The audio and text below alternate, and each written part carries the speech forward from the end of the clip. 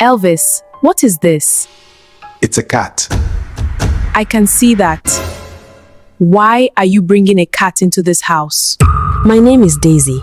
I am 27 years old and I got married just 4 months ago. At first, everything felt right. My husband Elvis was kind, playful and easy to be around. We were still learning each other, still settling into marriage, but I was happy. Our home was small, but it felt warm. We laughed a lot. We ate together, talked about little things, and slept side by side like people who truly wanted peace. That was why the change scared me so much. It started on an evening I still cannot forget. Elvis came back from work later than usual. I was in the sitting room when I heard the front door open. I turned, expecting to see him with his usual tired smile and maybe a nylon bag from the roadside market. Instead, he was carrying a huge black cat. I froze. The animal was too big to be normal. Its fur was thick and dark like night, and its eyes looked strange, too sharp, too aware, almost like it understood everything happening around it. I have never liked cats, not even the harmless ones, so seeing that creature in my house made my body go cold. "Elvis," I said immediately. "What is this?" He stepped inside calmly, as if nothing was wrong. "It's a cat. I can see that." I snapped. "Why are you bringing a cat into this house?" He smiled in that soft, careless way people do when they think you are overreacting. "Daisy, relax. Her name is Tissy. She is female. You'll get used to her." I stared at him. "Used to her? I don't even like cats. Why do we suddenly need one?" He walked past me as if my questions did not matter and took the cat straight into our bedroom. I followed him, already annoyed. He placed the cat right on our clean white bedsheet as if he was laying down a baby. The cat stretched itself comfortably, then sat up and looked around the room like it owned the place. "Elvis," I said again, slower this time, "where did you get this thing from?" "From someone," he replied. "Someone where?" He shrugged. "Just someone." That answer irritated me, but what bothered me more was the way he kept looking at the cat. His eyes were soft, almost protective, in a way I had not even seen him look at me that whole day. I stood there with my arms folded. "I'm serious. Why this cat?" He turned to me and smiled again. "You worry too much," I muttered under my breath. "I don't think I can love something that looks at me like it knows my secrets." He laughed, but he still did not answer me properly. That night, I hoped the cat would sleep in the sitting room or at least outside our bedroom door. But when it was time to sleep, Elvis pulled the cat close to his chest and laid down with it on the bed.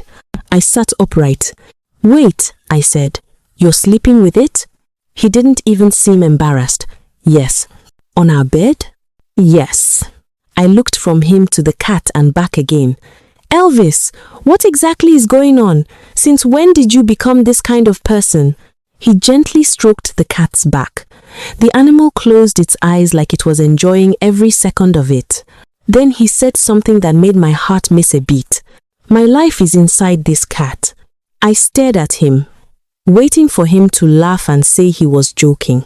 But he didn't. The room suddenly felt too quiet. Even the fan sounded far away. "What did you just say?" I asked. He looked at me, then at the cat. "My life is inside this cat." I felt a chill move through my body. "Elvis, stop saying nonsense. What kind of thing is that?" This time he laughed a little, but his laugh was dry and strange. "I'm joking, Daisy. Why are you taking it seriously? I just wanted a pet." But something in his face did not match his words. It was like his mouth was joking, but his eyes were not. He turned away from me, closed his eyes, and in no time, he slept off with the cat pressed against him. I did not sleep. I lay there staring at both of them in the dark. The cat was breathing slowly, and somehow it looked like it was breathing in the same rhythm as my husband. It made no sense, but I noticed it. Every rise and fall of Elvis's chest seemed to match the cat's body. That was the moment I knew this was not ordinary. Because in all the time I had known Elvis, he had never shown the smallest interest in pets. He never talked about wanting a dog, never mentioned liking birds, never even stopped to admire animals on the road. So why now? Why a cat? And why this one? The next morning, Elvis got ready for work as if everything was normal. He kissed my forehead, picked up his bag, then bent to rub the cat's head before leaving. That alone was enough to unsettle me. After he left, the house became very quiet. Tissy was sitting in the sitting room, still and watchful. She was not running around like a normal pet. She was just there, staring at the wall, then at the window, then at me, not blinking much.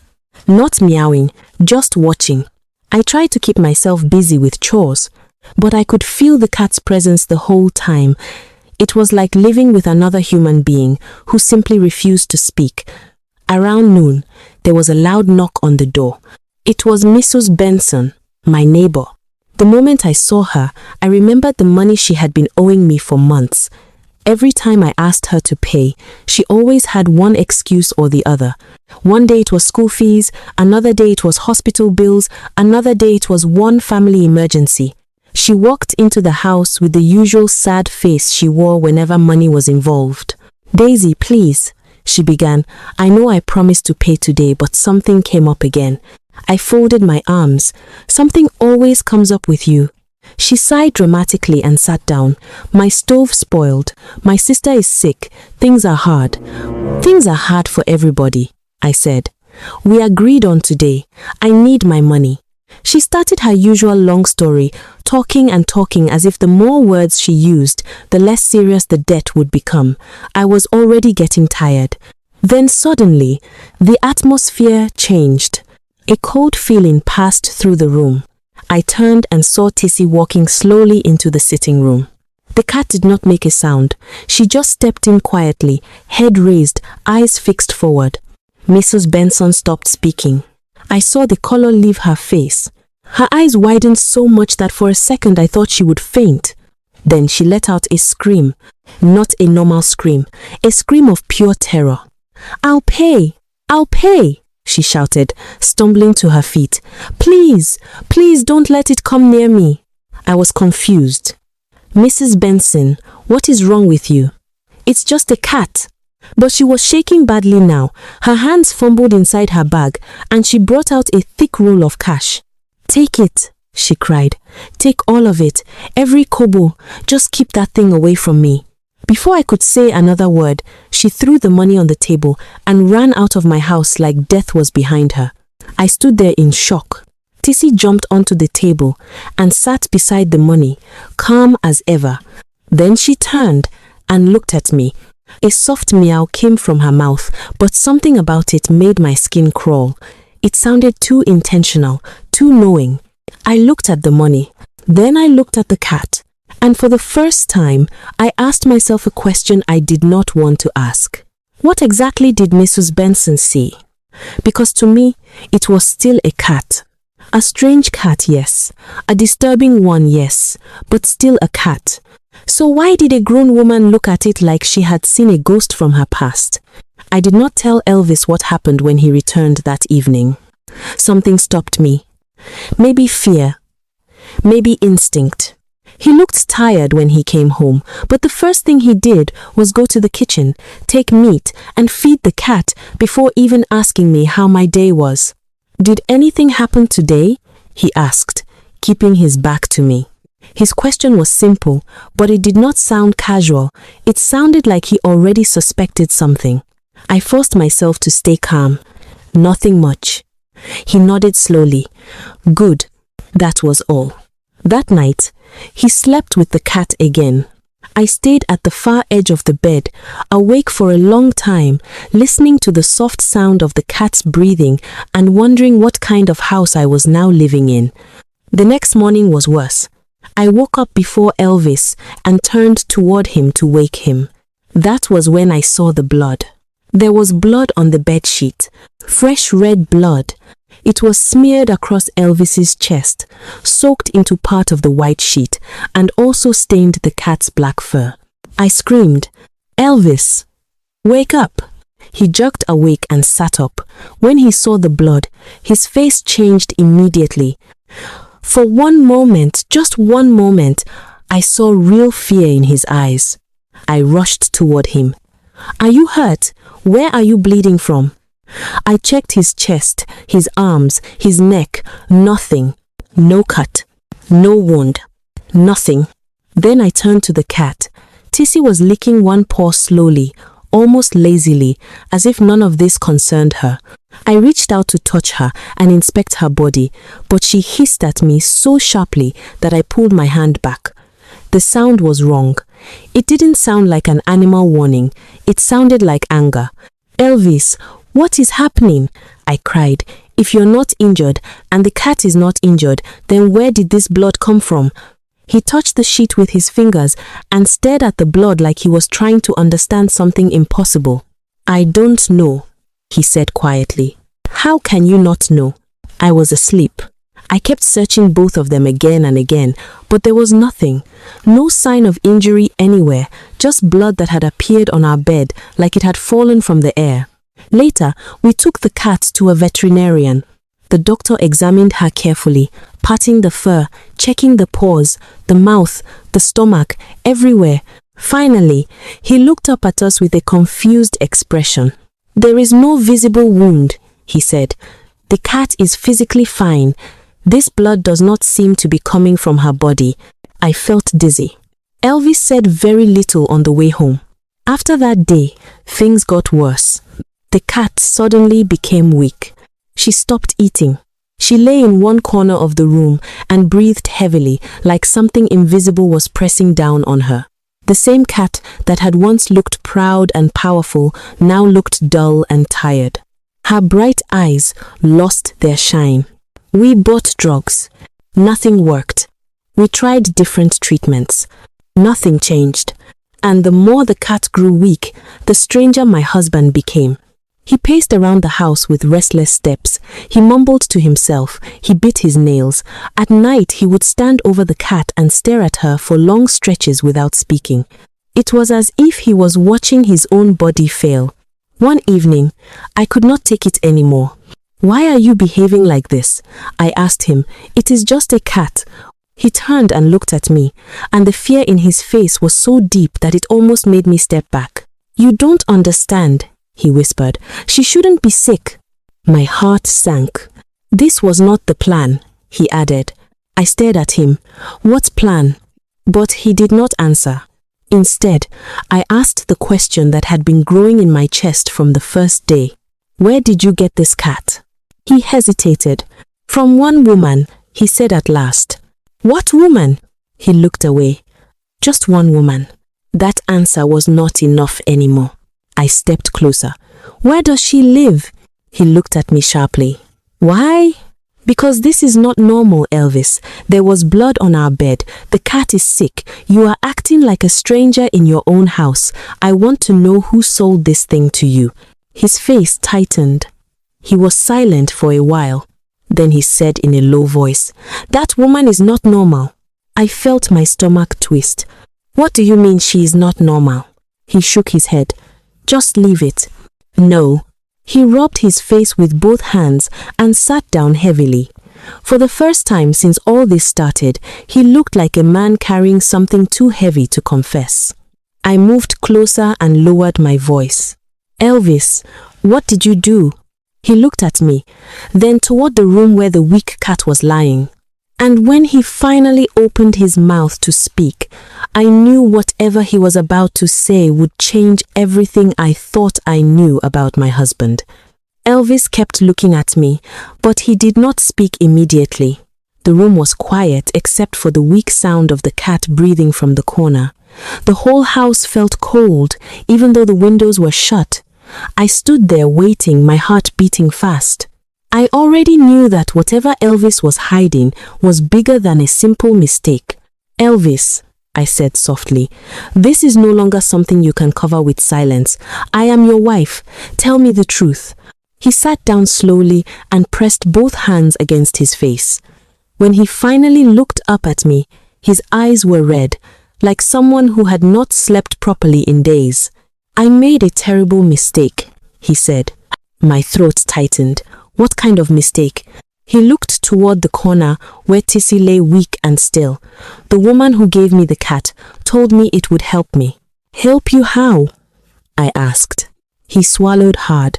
She said the cat would bring protection, favor, and money into our home. She said if I kept it close, especially while sleeping, things would begin to open for us. I stared at him in disbelief. You mean you brought this strange animal into our house because one woman promised you blessings? He lowered his eyes. I didn't think it would get this bad. I was angry, but under the anger was fear, deep fear. Elvis, how did you even meet this woman? He sighed heavily. A man from work told me about her. He said she helps people. At first I laughed, but later I started thinking about how hard life has been, how I wanted our marriage to be sweet, how I wanted money to come faster, how I wanted us to have peace and progress. The man said this woman had helped others. I was curious, so I went. I folded my arms and listened, even though every word was making me feel sick. He continued and told me she already knew why I came. She said there was a way to tie my destiny to something strong, something that would carry my burdens and protect my home. I frowned. And she gave you the cat? He nodded. She said as long as I kept the cat close, especially at night, my life would remain secure. She also told me not to let anyone harm it.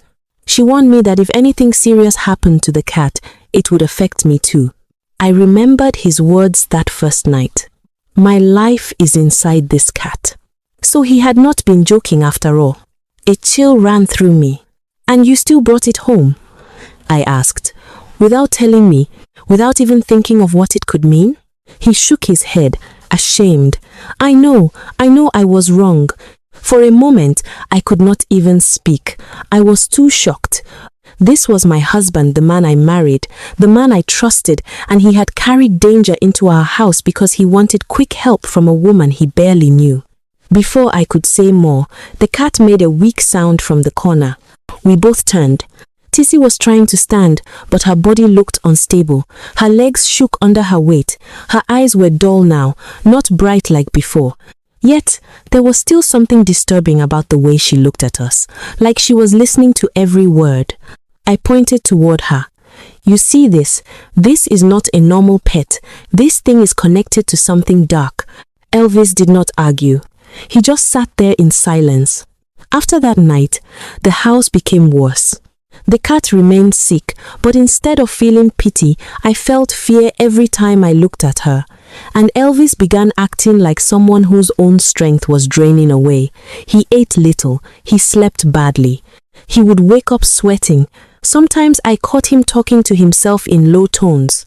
One evening I found him standing in the parlor, staring at nothing. Elvis, I called. He turned slowly. You look sick, I said. Are you okay? He gave a weak smile. I'm fine. But he was not fine. Anybody could see that. That was the moment I decided I had had enough. We are going back to that woman, I said firmly. His expression changed at once. No. Yes, I replied. This started with her. It will end with her. He stood up quickly. Daisy, leave it alone. I stepped closer. Why are you scared? If she sold you a healthy cat and it became sick here, then she should explain, or treat it, or take it back. He looked deeply unsettled. It doesn't work like that. How does it work then? I shot back. Because from where I'm standing, this thing has brought blood to our bed, fear into our house, and madness into your mind. He turned away and muttered, You shouldn't go there twice. I heard him clearly. I moved closer. What did you say? He hesitated, then repeated it. They don't visit that woman twice. That sentence hit me strangely. Who are they? I asked. But he did not answer. He just sat down again and held his head. That night, after much argument, he finally gave me the woman's address. He did it reluctantly, like someone handing over something dangerous. He still begged me to let it go, but I refused. The next morning, I carried the weak cat and went to the woman's house alone. Her house stood at the edge of town, small and dusty, looking older than the other houses around it. The air there smelled strange like herbs, smoke, and something rotten beneath it all. When I knocked, the woman came out slowly. The moment I saw her, I understood why Elvis had spoken with fear. Her face looked hard and dry, and her eyes were so dark it was difficult to read anything in them. "Yes?" she asked. I lifted the cat slightly. "My husband got this cat from you. It has been sick. We spent money on treatment. Nothing is working." She looked at the cat and then at me. Her face stayed calm. Too calm. "Once an animal leaves my hand, it belongs to the buyer," she said. "There is no refund." "I didn't come for refund," I said sharply. "I came because something is wrong." She tried to dismiss me, but I refused to leave. I raised my voice. I told her about the blood on the bed, the sickness, the strange behavior. I even told her we had taken the cat to a veterinarian. At first, she acted like none of it concerned her. Then, after staring at me for a long time, she sighed and said, "Bring it inside." I followed her in. She took the cat into a back room and shut the door. I stood outside, hearing low sounds from within, soft chanting, movement, the clink of something metal, and a smell like burning wood and bitter leaves. About 10 minutes later, she came out carrying Tissy. The cat looked completely different. Her eyes were bright again.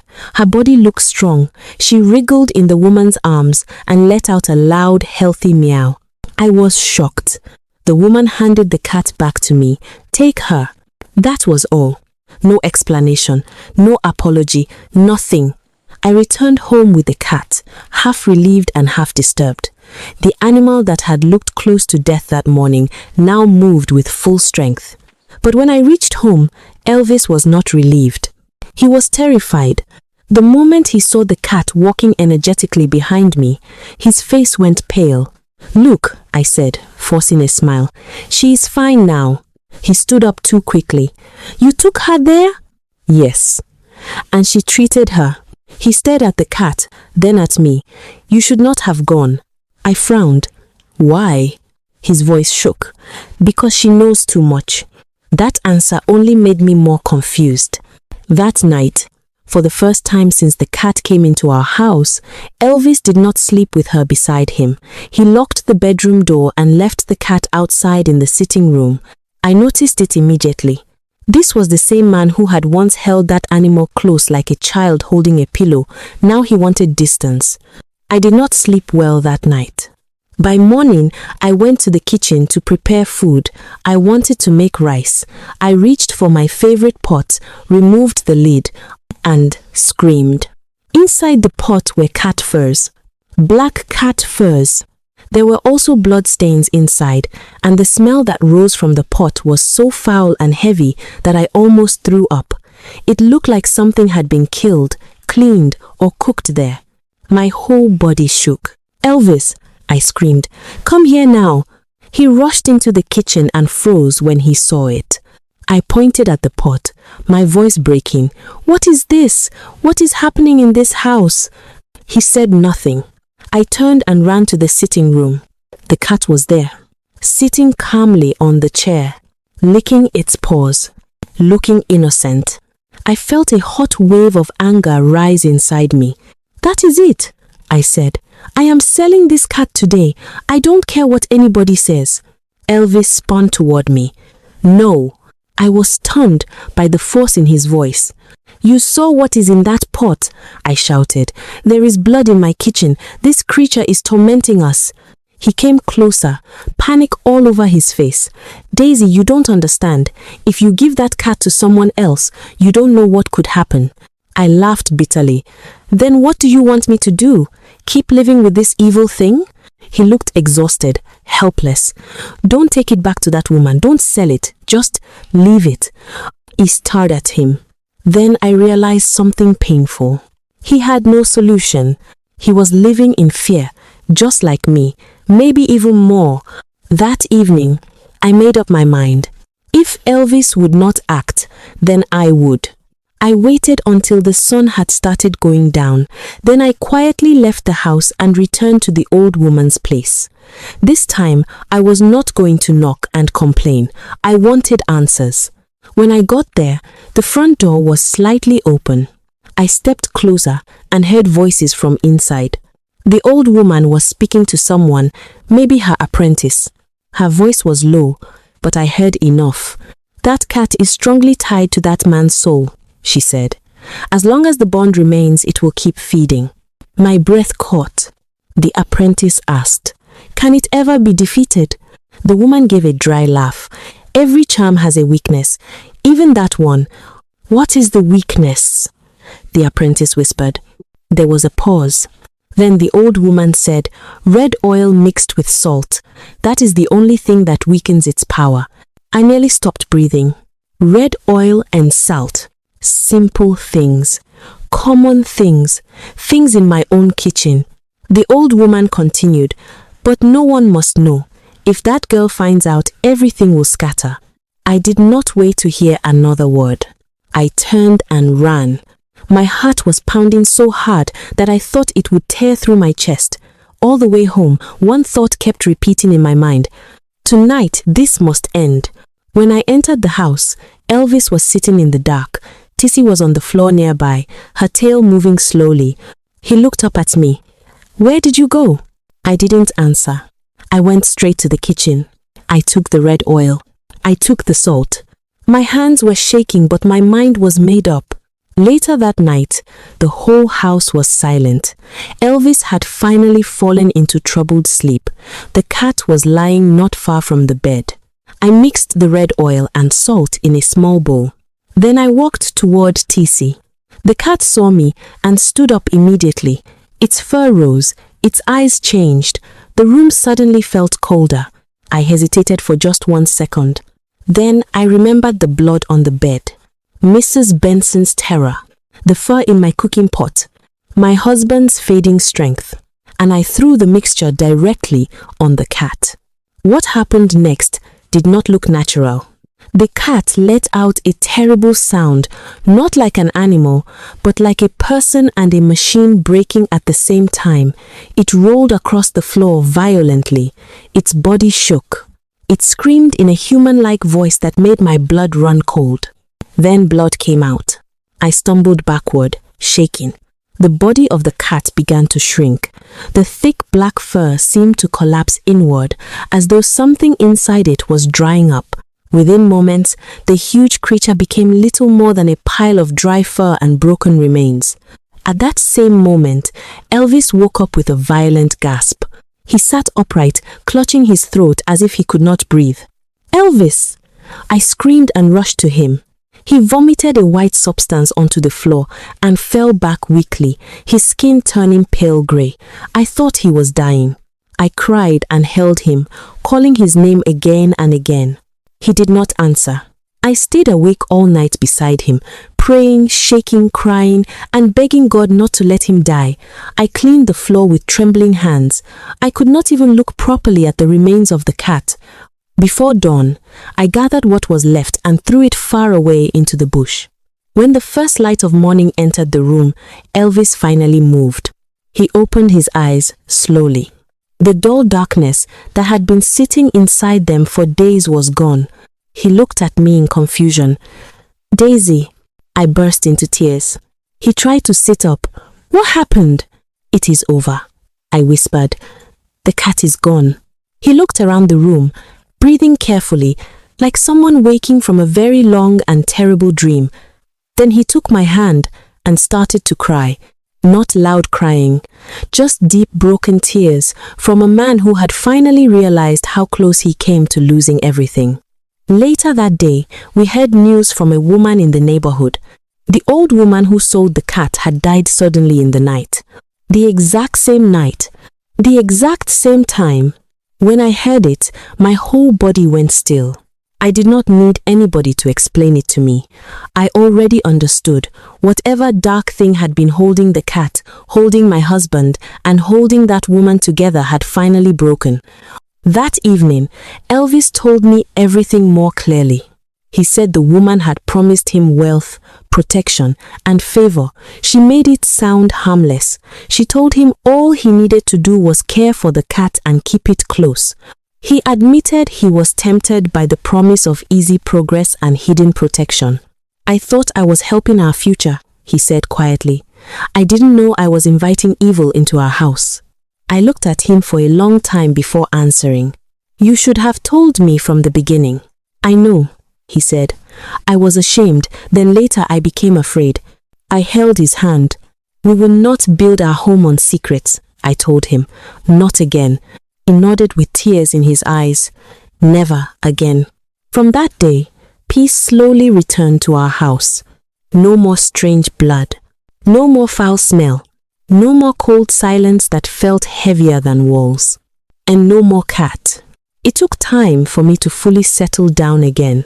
Sometimes at night, I would still wake suddenly and glance toward the corner where Tissy used to lie. Sometimes even small sounds would make me uneasy. But little by little, the fear left.